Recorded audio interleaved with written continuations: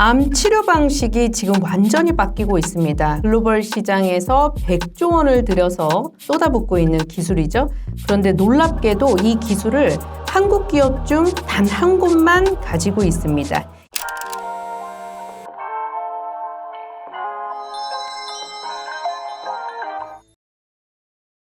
주식시장에서 이야기하다 보면 바이오에 대해서 다들 이런 말을 합니다. 남의 돈으로 연명하는 거 아니냐, 아니면 기술은 좋은데 결국 돈을 못 번다. 이런 얘기들이 많이 나오는데 솔직히 틀린 말도 아닙니다. 그래서 저는 바이오를 볼 때 스토리부터 보지 않습니다.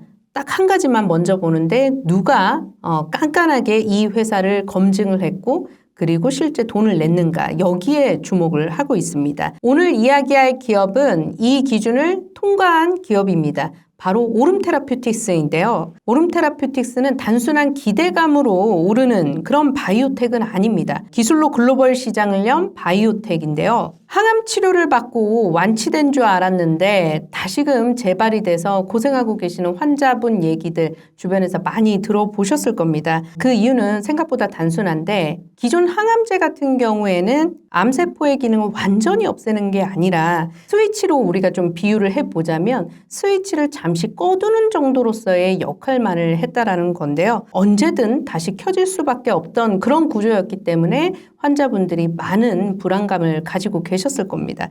그런데 지금 오름 테라퓨틱스의 기술 같은 경우에는 그 스위치를 완전히 뿌리채 뽑아버리는 그런 기술을 개발을 했다라고 말을 하고 있는 거예요. 오름 테라퓨틱스는 이미 글로벌 바이오 대기업과 수조 원 단위에 가까운 그런 기술 이전 계약을 체결을 했습니다. 3자 배정 3호 유상증자로 전환 우성주 형태로 1,450억 원을 자금을 조달을 했어요. 이미 상장 공모로 조달한 자금이 500억 원이 이미 있었고 23년도 말에 기술 수출을 통해서 벌어들인 수입 다 쓰지 않은 금액까지 더하면 대략 한 1,400억 원 정도는 원래 있었는데 이번 증자를 통해서 추가로 1,450억 원을 확보를 했습니다. 이렇게 더해보니까 확보한 현금이 거의 한 2,890억 원 정도에 될 것 같아요. 이미 현금이 충분한 상황에서 추가로 자금 조달을 왜 했을까? 아마 투자자분들은 많이 궁금해 하셨을 텐데 외부 기술 자산 인수가 아마 그러한 목적이지 않았을까라고 얘기들이 많이 나오고 있어요.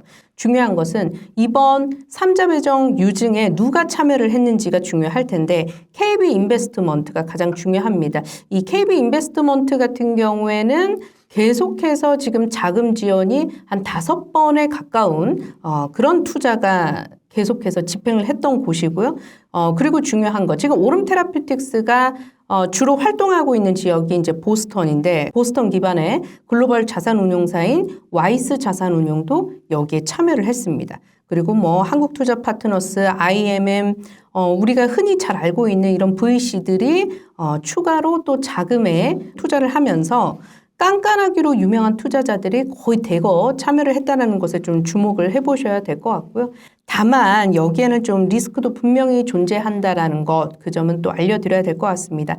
오름 테라퓨틱스 같은 경우에는 이제 상장을 한 지 1년이 채 안 된 상황이기 때문에 보호예수 물량에 대한 오버행 이슈가 여전히 좀 남아있는 그런 상황에서요. 이번에 유상 증자까지 더해진 상황이기 때문에 가뜩이나 최대주주 지분이 낮은 상황에서 추가로 주가가 내려간다면 결국 전환우선주의 전환가 하향으로 인한 지분 희석 가능성이 조금은 더 열려있는 이제 그런 상황이라고 봐야 될 것 같습니다.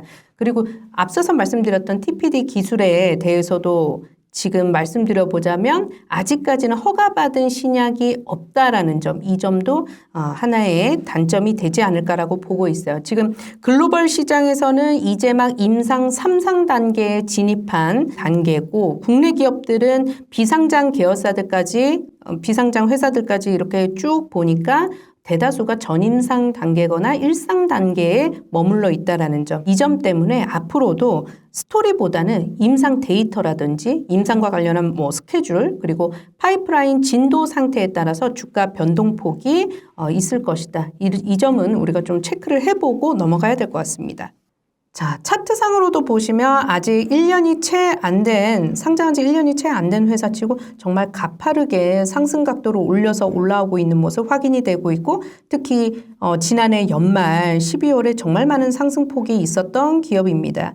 일봉상으로도 JP모건 헬스케어를 앞두고 기대감에 많이 올랐다가 다소 상승분을 좀 반납하는 모습인데, 그래도 다행스러운 건 21선 부근에서 어느 정도 하방 지지가 나타나고 있다는 점은 좀 다행 요인이라고 할 수 있겠어요. 그리고 내려올 때, 주가가 내려올 때 거래량이 실리는지 여부 좀 체크를 해보셔야 되는데, 상승할 때 거래량이, 매수량이 다 빠져나가지는 않았다.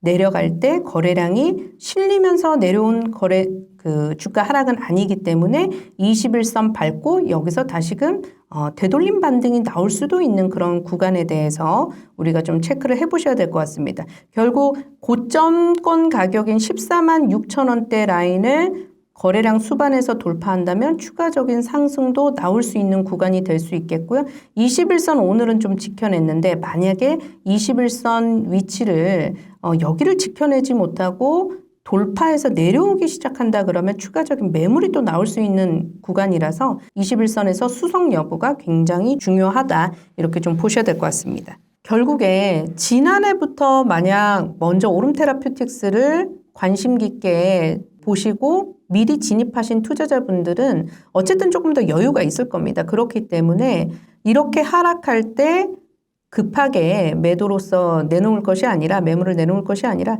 21선이 지켜지는지 한번 보고 그리고서 여기서 되돌림 반등이 나온다면 먼저 진입한 분들은 계속해서 끌고 가보실 것을 좀 권해드리고 싶고요. 특히나 1차 목표가 직전 고점 14만 6천 원대를 어떻게 돌파를 하는지의 여부도 굉장히 중요할 것 같습니다. 지난해 연말에 그 JP모건 헬스케어에 대한 기대감 때문에 엄청 많은 물량들이 좀 들어온 상황인데, 이게 다 나갔다라고 보기는 좀 어렵거든요. 그래서 이에 상응하는 그런 거래량이 들어와서 되돌림 반등이 나온다 그러면 직전 고점도 아직은 돌파시킬 가능성이 충분히 남아있다, 이렇게 보고 있습니다. 다만 아직까지도 오름테라퓨틱스를 실제로 진입하지 않은 관망하고 있는 분들의 입장에서는 그럼 내가 이 종목을 언제 진입을 해야 되는지가 좀 중요할 텐데, 21선이 지켜지는지에 대한 여부를 좀 보시고 그리고서 반등이 들어갈 때 진입을 분할적으로 들어가 보는 겁니다. 그때 지켜져야 될 꼭 그 손절가 21선 잡고 좀 대응을 해보시면 좋을 것 같아요. 11만 3천 원권에서는 여러 차례 좀 지지가 나왔었던 가격이니까 이 가격을 너무 쉽게 내준다 그러면 리스크 관리도 충분히 좀 필요하겠다, 이렇게 보고 있겠습니다. 정리해 보면 기술적인 흐름도 흐름이지만 결국 이 글로벌 빅파마의 검증을 거칠 정도로 기술력에 있어서는 확실히 독보적인 그런 기업이라고 할 수 있겠고요. 다만 임상과 시간은 이제부터 시작이라고 보시면 됩니다. 이 회사를 보시고 단기 수익을 노릴 것이 아니라 회사가 만들어내는 기술과 데이터를 계속 차분하게 좀 확인을 해보면서 기업이 끌고 갈 미래를 기다리는 투자자분들에게는 아마도 오름테라퓨틱스가 더욱더 그런 좋은 성과를 줄 수 있지 않을까라는 얘기까지 하도록 하겠습니다. 오늘 김 부장이 간다 영상은 여기까지입니다. 지금까지 김 부장이었습니다. 감사합니다.